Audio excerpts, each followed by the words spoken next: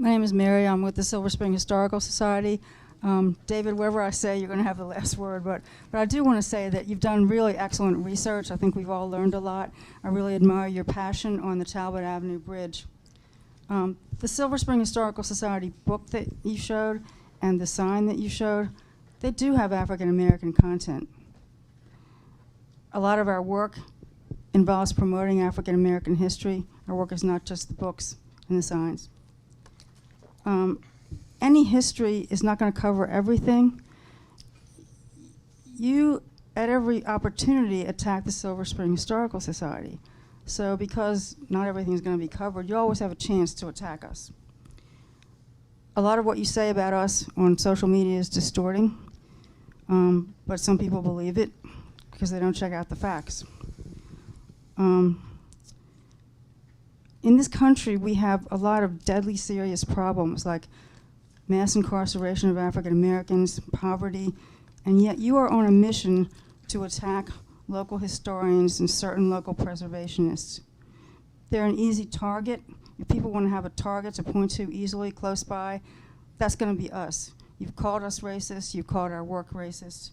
I guess if I have to ask a question, I'll ask why, but it doesn't matter why to me. Let me answer your questions point by point. First of all, I've never called the Silver Spring Historical Society racist. I've said you've produced racially biased products.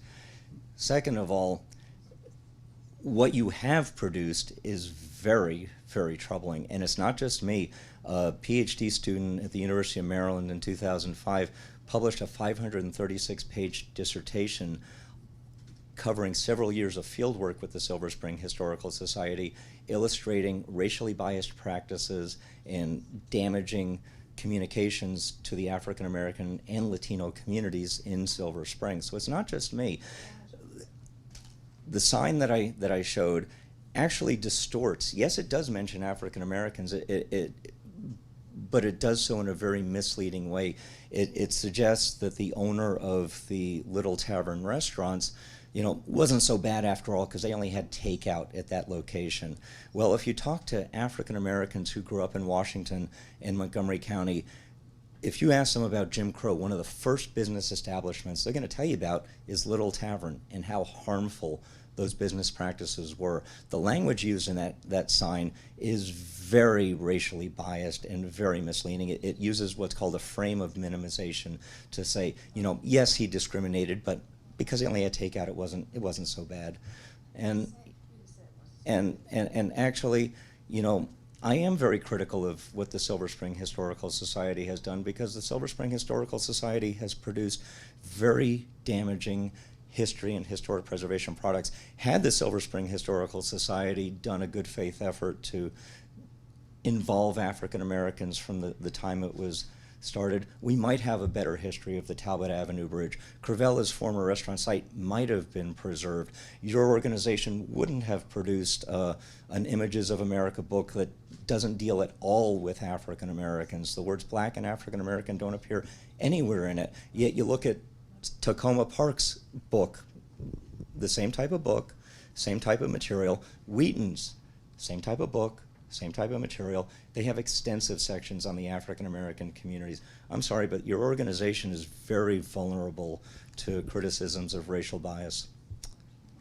First of all,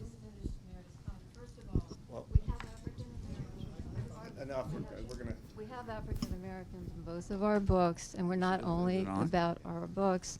In fact, Jerry McCoy in 1994 he was new to Silver Spring, and he took a seminal pro-action regarding our 1937 New Deal Civil War, Civil Rights, Social Justice mural by Russian emigre Nikolai Tchaikovsky of the Social Realism School of Art, who represented hope and liberation. In the mural's central figure, which is in our first book, is an African-American Union soldier in 1864 picking up his mail at the Old Tavern. Over 209,000 African Americans joined the Union forces during the Civil War. Tchaikovsky included this soldier to symbolize the result of the Civil War, the liberation of his race. Jerry headed over to the mural's original setting, which was in the 1836 Colonial Revival post office on Wayne Avenue, then serving as a Whiz record store, but it was no longer there. Jerry searched for, unearthed, retrieved, promoted to, and engaged the community. Friends of the Silver Spring Library mounted a successful fundraising campaign. The mural was restored, mounted, celebrated with fanfare by officials in the community. In 1997, this is very important because Jerry was in the forefront of bringing African American history out in Silver Spring, and that's never recognized, and it should be.